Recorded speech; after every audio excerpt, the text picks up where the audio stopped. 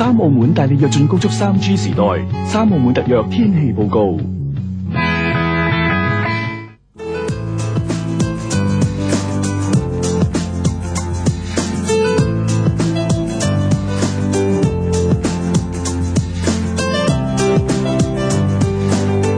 歡迎收睇由三澳門特約嘅天氣報告。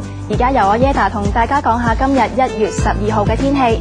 今日天氣寒冷，初時多雲，日間天晴及較為乾燥，相對濕度介乎50%至81%之間，氣溫介乎攝氏8至14度，吹和緩至清新偏北風及有陣風。今日嘅空氣質量指數係介乎28至53，空氣質量水平屬於良好至普通。預測聽日空氣質量指數，路邊監測站同高密度住宅區係30至60，空氣質量水平屬於良好至普通。日本城監測站係30至50，空氣質量水平屬於良好。今日自來水鹹度係每升115毫克，屬於綠色低鹹度級別。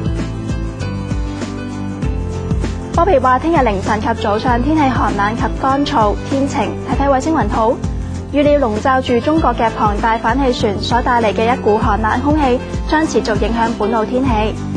睇下未來幾日嘅天氣，預測聽日凌晨及早上天氣寒冷及乾燥，天晴，氣溫介乎攝氏8至16度，吹溫和至和緩初時清新北至東北風及有陣風。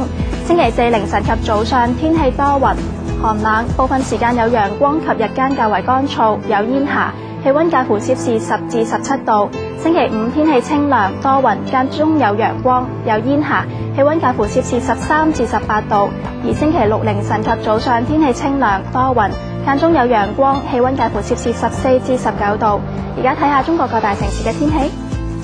北京天晴，零下13至零下7度；上海天晴，0度至4度；台北有雨，14至15度；廈門多雲，9至14度；廣州多雲，7至13度。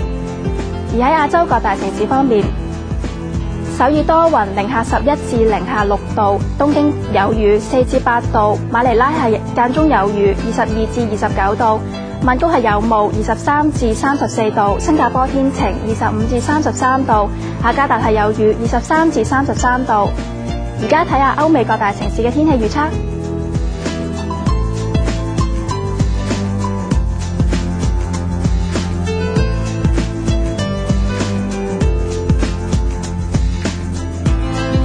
好啦，今日天氣報告完啦，拜拜。